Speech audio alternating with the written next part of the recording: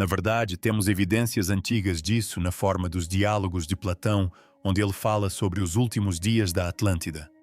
Algo está enterrado a 3 quilômetros sob o gelo da Antártida. E Linda Moulton Howe afirma que é mais antigo que a última era glacial. Durante 25 anos, ela permaneceu em silêncio. Engenheiros da Marinha, oficiais do NORAD, cientistas e contratados militares vieram até ela um a um, contaram-lhe o que viram lá embaixo e fizeram-na prometer esperar. Agora, a maioria deles está morta. Seu esquadrão voou para o subsolo para dentro da terra. A área se transforma em um lugar exuberante e verdejante, e ele mal consegue acreditar no que vê. Mas esse é apenas o começo de sua extraordinária história.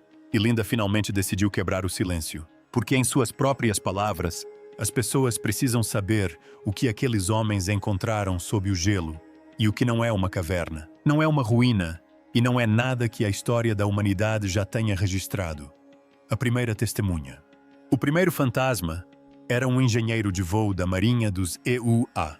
Em 1982, ele foi designado para uma missão de suprimentos de rotina, partindo da estação McMurdo, rumo a um remoto acampamento de pesquisa no interior da Antártida. Tripulação padrão, carga padrão, rota padrão. O tempo estava ruim, mas era o tipo de tempo ruim que sua tripulação já havia enfrentado centenas de vezes. Então, o equipamento falhou. A aeronave foi forçada a pousar em uma crista longe de onde deveria estar. O vento os atingiu lateralmente. A temperatura caiu tanto que a pele exposta congelava em segundos, e o metal do avião parecia queimar quando sua luva o roçava. A tripulação começou a trabalhar rapidamente, porque todos a bordo entendiam que consertar o problema e voltar a voar era a única maneira de voltar para casa. É aqui que a história fica estranha. Enquanto os outros trabalhavam, o engenheiro afastou-se da aeronave e olhou para a crista da montanha. Algo lhe chamou a atenção. Formas ao longe que não correspondiam a nada ao redor. Linhas limpas, ângulos agudos, superfícies lisas demais, uniformes demais calculadas demais. O gelo não se forma assim. A neve não se esculpe em ângulos retos. Ele deu alguns passos para mais perto, depois mais alguns. O que ele viu em seguida o paralisou.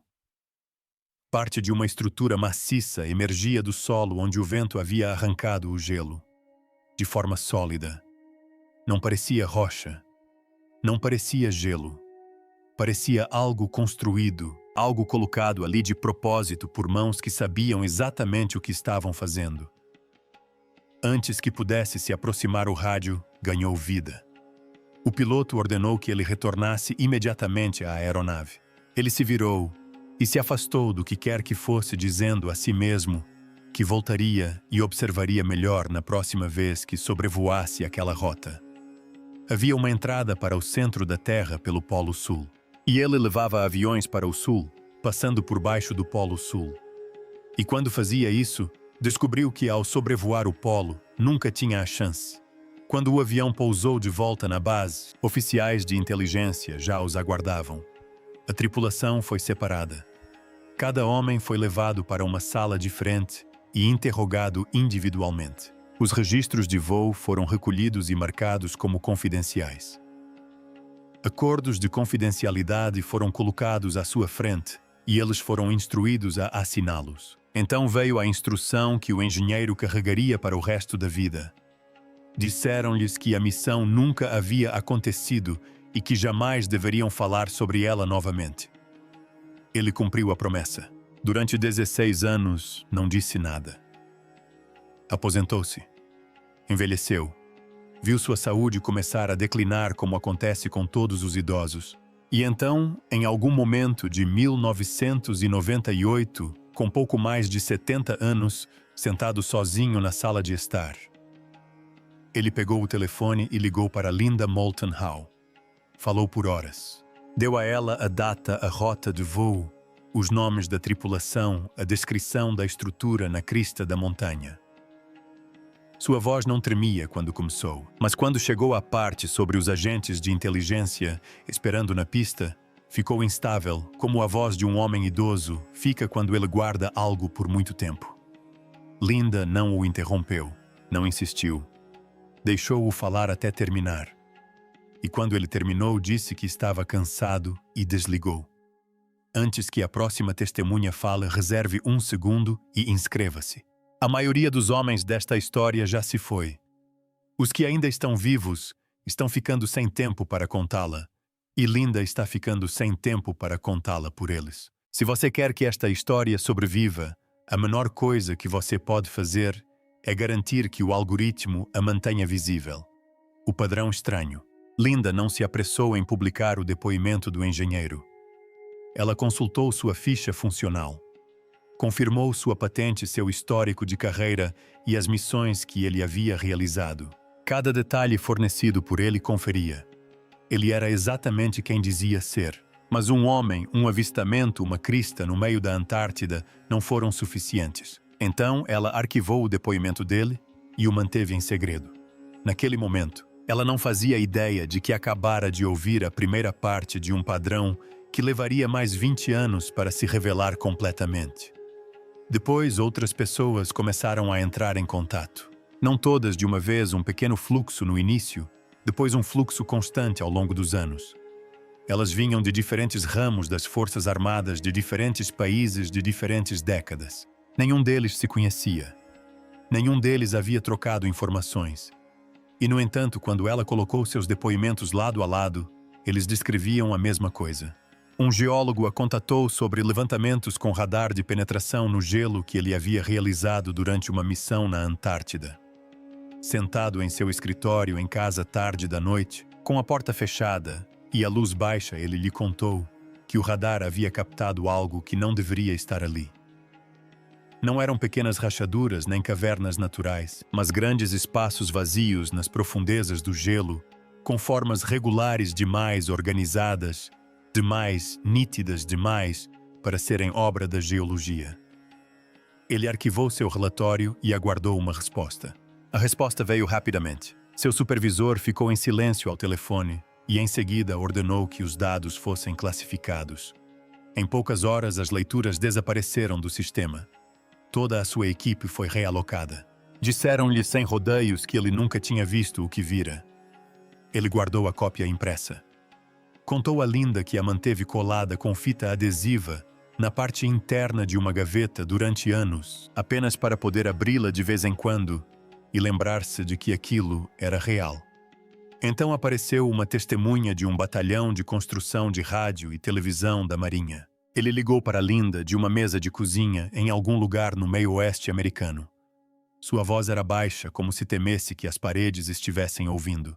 Sua unidade havia sido transportada de avião para um local a quilômetros de qualquer estação de pesquisa conhecida. Não houve reunião informativa com especialistas. Não havia geólogos para explicar as rochas locais. Essa grande mudança na redução de espécies ocorreu quando o plâncton foi forçado a se adaptar às novas condições climáticas de gelo e neve, claramente demonstradas em amostras de solo de 33 milhões de anos atrás. Havia apenas uma ordem: perfurar em linha reta para baixo. Eles perfuraram durante dias. Quando o poço atingiu a profundidade desejada, ele desceu usando um arnês. Sozinho a princípio, o único som era sua própria respiração dentro do capuz. Ele viu o que haviam atingido. Paredes. Paredes metálicas lisas, perfeitas demais para serem naturais. Curvando-se para longe do fundo do poço, em direção à escuridão em ambas as direções. Ele ficou parado no fundo do buraco na escuridão e sentiu um medo que nunca havia sentido antes. O tipo de medo que não vem do perigo, mas da compreensão. Ele disse a Linda que não conseguia descrever em palavras o que achava estar vendo. Houve uma longa pausa na linha. Quando finalmente falou novamente tudo o que queria saber era... Ela se perguntava se achava que quem quer que tivesse construído aquilo ainda estivesse lá embaixo. Em seguida, um cientista que trabalhava na base argentina de Esperanza, na Península Antártica, entrou em contato. Pense nisso por um segundo. Um pesquisador em uma base estrangeira sem nenhuma ligação com a cadeia de comando da Marinha dos EUA, ligando para uma jornalista americana porque não tinha mais ninguém a quem pudesse contar em segurança. Ele disse a Linda que sua equipe ocasionalmente encontrava objetos em núcleos de gelo com mais de 12.000 anos. Os objetos não pareciam naturais. Não se pareciam com nada que devesse ter permanecido congelado no gelo daquela época. E todas as vezes algo incomum emergia do solo. Militares chegavam em poucas horas. As amostras eram coletadas. Nenhum documento era preenchido. Nenhum relatório era escrito. Era como se as descobertas nunca tivessem acontecido. Um piloto entrou em contato com uma informação diferente.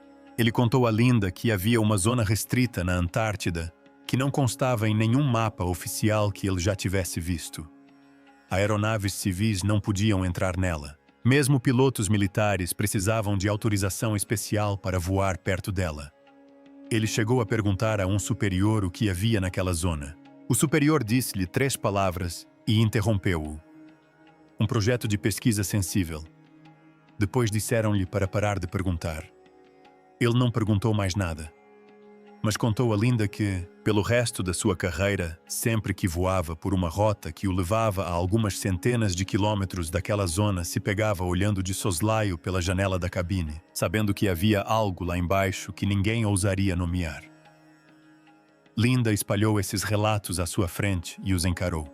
Os homens eram estranhos uns aos outros. Tinham servido em décadas diferentes em funções diferentes, sob bandeiras diferentes. Não havia nenhuma maneira de coordenarem suas histórias. E, no entanto, cada um deles apontava para a mesma coisa. Algo grande, algo estruturado, algo escondido sob o gelo e algo poderoso.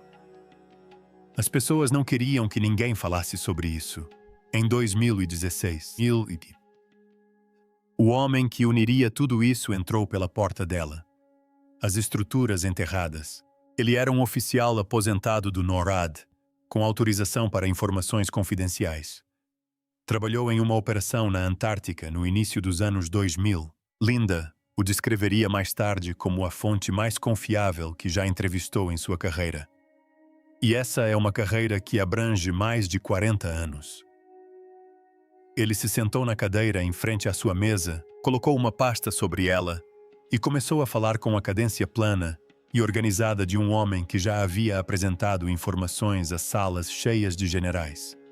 Ele não elevou a voz, não fez pausas para criar suspense. Falou como um homem que já aceitou que o que está prestes a dizer soará impossível e decidiu que não se importa mais. O que ele lhe contou não soou como um avistamento. Soou como uma apresentação. Sob a camada de gelo da Antártica Ocidental, disse ele a uma profundidade de aproximadamente 2 metros. Havia estruturas que não pertenciam à natureza. Não eram formações rochosas. Não eram anomalias de gelo. Foram construídas, projetadas e concebidas por alguém para algum propósito com um nível de precisão que a história da humanidade não registra. Acompanhe meu raciocínio, pois é aqui que a história deixa de ser uma coleção de avistamentos estranhos e se transforma em algo completamente diferente. Ele lhe disse que as estruturas eram mais antigas que o gelo que as cobria. Tinham sido construídas antes da última era glacial. Isso significava que já estavam lá há mais de 12.000 anos, quando a Antártida não era um deserto congelado. Há 12.000 anos, o continente tinha um clima diferente, rios, florestas, condições que permitiam a vida. O que quer que estivesse lá embaixo, havia sido construído por alguém que vivia em uma Antártida verde, como nenhum livro de história jamais descreveu. Ele continuou. Os primeiros sinais foram captados durante a Operação High Jump, a famosa expedição de 1946 a 1947, liderada pelo almirante Richard Byrd. A versão oficial da High Jump era de que se tratava de uma missão de treinamento e pesquisa. O almirante Richard Byrd, oficial da Marinha dos EUA e explorador, um dos primeiros pilotos a sobrevoar os polos Norte e Sul, organizou a Operação High Jump, a maior expedição já realizada na Antártida, uma oportunidade para a Marinha praticar operações em clima frio. Os dados confidenciais, porém, contavam uma história diferente. Levantamentos sísmicos haviam captado sinais em profundidade sob o gelo que não correspondiam a nenhuma formação geológica conhecida. As leituras foram registradas, guardadas em local seguro e nunca divulgadas ao público. Nos 70 anos seguintes, as operações continuaram sob nomes e bandeiras diferentes. Os Estados Unidos realizaram missões. A União Soviética realizou missões. A Rússia continuou de onde os soviéticos pararam. Eventualmente, a China se juntou. Nenhuma dessas expedições foi tratada como uma expedição científica comum. O oficial disse a Linda que elas eram tratadas como operações de recuperação. Essa palavra mudou tudo. Recuperação significa que há algo a ser recuperado. Significa que há objetos, materiais e tecnologia sendo retirados do solo e levados para outro lugar. As equipes não estavam apenas mapeando as estruturas. Elas estavam entrando nelas. Em alguns lugares, cavernas de gelo naturais lhes davam acesso. Em outros, perfuraram poços profundos através do gelo para alcançar as construções abaixo. E o que encontraram não foi uma ruína isolada. Era um complexo, um sistema inteiro de estruturas espalhadas sob o gelo, conectadas, organizadas, grande o suficiente para ser chamado de cidade. E alguns dos objetos retirados ainda funcionavam. Os pesquisadores não conseguiam explicar como os dispositivos funcionavam. Não conseguiam fazer engenharia reversa. Mas os dispositivos estavam operacionais após 12.000 anos, enterrados sob 2 metros de gelo. Os itens recuperados foram transportados para instalações confidenciais, para estudos adicionais, e lá permanecem. Linda pediu provas. Ela não queria apenas uma história. Ela queria algo que pudesse verificar. O policial pegou uma folha em sua pasta e a deslizou pela mesa. Coordenadas depois outra folha, documentos internos com trechos censurados. Os documentos continham nomes de projetos vinculados àqueles locais exatos. Ele deixou os papéis em sua mesa e saiu. Algumas semanas depois, um envelope diferente chegou à sua caixa de correio. Dentro havia outro conjunto de coordenadas e um breve bilhete manuscrito de um homem que ela nunca tinha visto. Ele havia trabalhado em uma operação de perfuração secreta em 2003 e estava pronto para lhe contar como chegaram lá. As coordenadas em seu bilhete coincidiam com as que o oficial do NORAD já havia lhe dado. Não eram semelhantes, eram idênticas. Linda olhou para os 2 pedaços de papel lado a lado em sua mesa e entendeu que não estava mais em busca de uma história. Ela estava recebendo uma pronta. As operações de perfuração. Ele era um contratado militar. O local para onde ele havia sido levado, disse ele a ela, coincidia com as coordenadas que o oficial do NORAD já havia lhe fornecido. Ele disse que não dormia direito há anos. Sua equipe fora colocada para trabalhar sem muitas explicações. Disseram-lhes que a perfuração estava sendo feita para acessar uma anomalia geológica. Só isso. Nenhuma aula de geologia, nenhuma noção do que realmente estavam fazendo. Perfuraram por dias. As paredes do poço brilhavam em branco e azul sob as luzes de trabalho, com longas faixas de gelo congelado descendo pelas laterais como veias. A abertura acima ficava cada vez menor à medida que desciam. Primeiro um círculo, depois uma moeda, depois nada. Ele foi baixado em uma plataforma. Ao seu redor havia apenas escuridão quebrada pelas luzes de seu capacete e equipamento. O frio era diferente de tudo que ele já havia sentido. Um frio que fazia seus pulmões doerem a cada respiração. Então, a uma certa profundidade, o gelo não se transformou lentamente em rocha como deveria. Parou repentinamente de forma limpa, como o fim de uma parede. A plataforma parou. Ele desceu. O espaço em que entrou não era uma caverna. Não era uma câmara escavada pela água ou pela pressão. Era aberto amplo e com formas definidas. Ele iluminou as paredes com sua luz. Havia marcas, símbolos, longas fileiras de padrões que não correspondiam a nenhum sistema de escrita que ele já tivesse visto. A equipe permaneceu em silêncio, absorvendo a cena, tentando entender o que estavam vendo. Então, à frente, ele avistou a porta. Uma abertura clara na parede emoldurada com formas definidas, uma entrada que levava para o interior daquele lugar. Ele queria atravessá-la. Cada instinto em seu corpo lhe dizia para atravessá-la, mas ele não tinha autorização. Apenas um pequeno grupo, Cientistas e militares de alta patente estavam autorizados a ir mais longe. Ele os observou se prepararem. Observou-os atravessarem e então foi mandado de volta para cima. Anos depois, quando a doença o levou ao fim da vida, ele pegou o telefone e ligou para Linda de um leito de hospital. Sua voz estava fraca. Ele precisava parar entre as frases para recuperar o fôlego. Ele disse seu nome a ela. Ele disse a ela seu nível de acesso. Disse o ano. E então contou o que tinha visto no fundo do poço. Falou sobre a porta. Disse que havia guardado aquele silêncio por tempo demais e que não o carregaria para o que quer que viesse a seguir.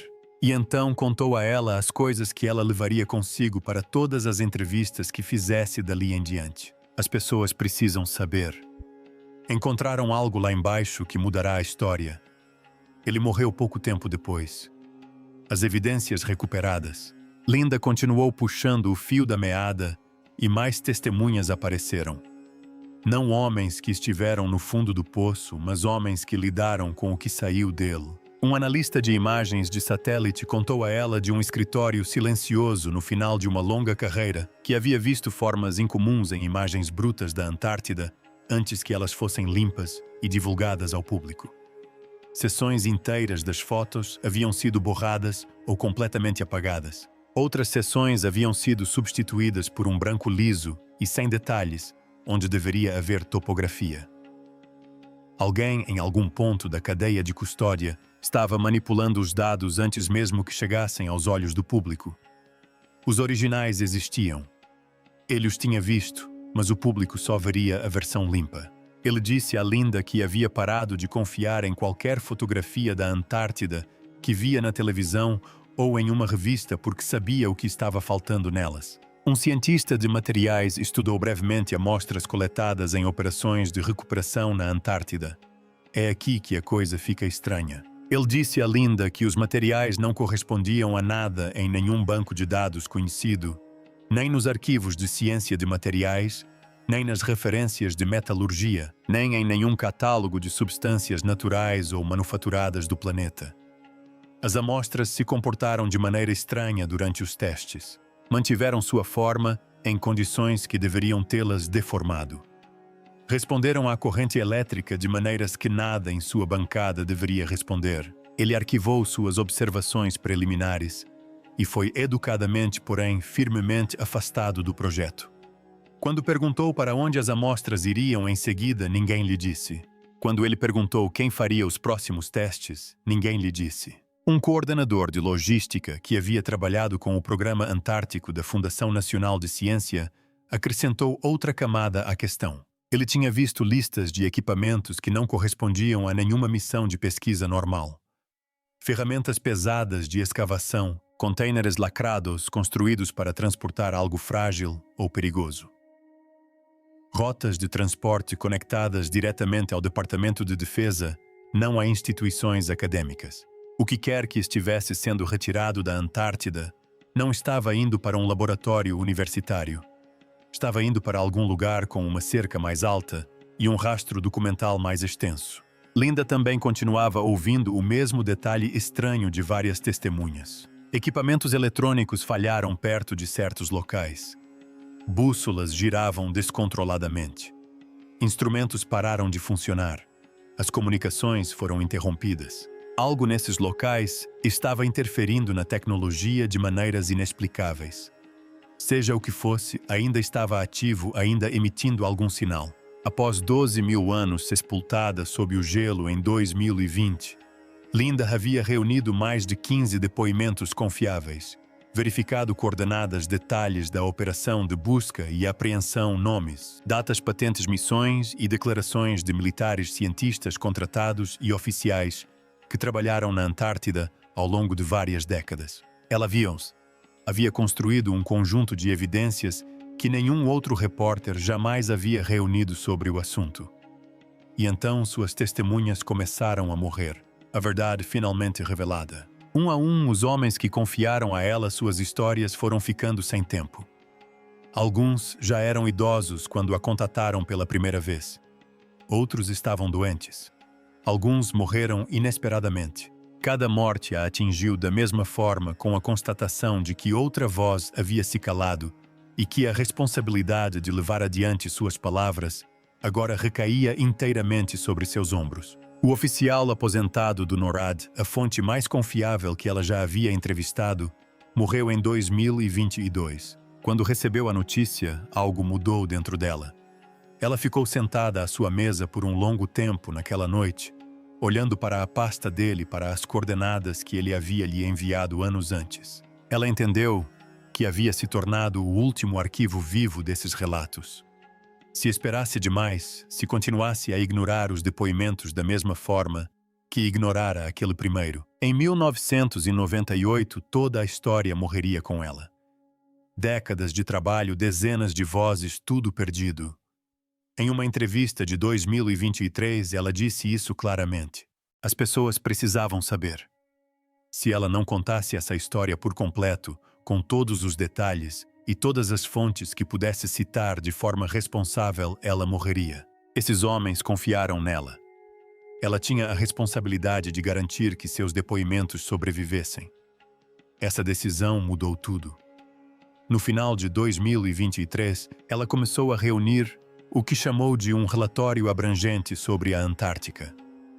Ela compilou todos os depoimentos, todas as coordenadas, todos os detalhes das operações, todos os documentos que havia coletado ao longo de mais de 25 anos de investigação. No início de 2024, ela começou a divulgar partes do relatório por meio de seu site, earthfiles.com. Ela publicou as coordenadas dos locais onde testemunhas relataram ter encontrado estruturas. Ela divulgou documentos desclassificados da Operação High Jump, incluindo os trechos censurados, para que qualquer pessoa pudesse ver exatamente o que havia sido ocultado e o que não havia. E então, ela fez o que as pessoas poderosas mais temem. Disse à sua plateia para verificar as evidências por conta própria. A resposta dos governos foi a que Linda já esperava. Não houve negações. Não houve confirmações. Não houve explicações. Houve apenas silêncio. E para Linda, aquele silêncio dizia tudo. Uma história tão grande com alegações tão sérias normalmente gera uma enxurrada de contestações, comunicados de imprensa especialistas, declarações oficiais, desmentindo as coordenadas, as testemunhas, os cronogramas. O fato de não ter havido nenhuma resposta, nenhuma contestação sequer por parte de qualquer agência, indicava que ela havia descoberto algo concreto. Algo que as autoridades decidiram que era melhor deixar de lado do que abordar. Silêncio não significa ausência de resposta. Às vezes o silêncio é a resposta. A história dela não é realmente sobre a Antártida. É sobre quanto tempo a verdade pode ficar submersa antes de finalmente vir à tona. Trata-se de homens comuns que presenciaram algo extraordinário. Guardaram o segredo por ordens recebidas e, no fim de suas vidas, escolheram contar a verdade a uma jornalista. Trata-se de uma jornalista que ouviu, verificou, esperou e se recusou a deixar que aquelas vozes se calassem quando seus donos desapareceram. Talvez ainda existam muitas coisas escondidas neste mundo, sob o gelo, em cofres, no silêncio de homens que ainda não decidiram falar. Mas a diferença agora, graças a Linda Moulton Howe e às testemunhas que finalmente confiaram nela, é que sabemos onde procurar. Sabemos quais perguntas fazer. Sabemos que devemos continuar ouvindo. E sabemos porque ela finalmente disse em voz alta que as pessoas precisam saber. Se esta história te emocionou como me emocionou, deixe um comentário abaixo e me diga qual testemunha você achou mais convincente. O engenheiro de voo na crista da montanha, em 1982, o empreiteiro que viu a porta ou o oficial do NORAD que finalmente conectou tudo. Então inscreva-se, porque o próximo vídeo mostra os bastidores da Operação Salto Alto, seus documentos, e exatamente o que os homens do Almirante Byrd descobriram em 1947, algo que o mundo jamais deveria ter visto.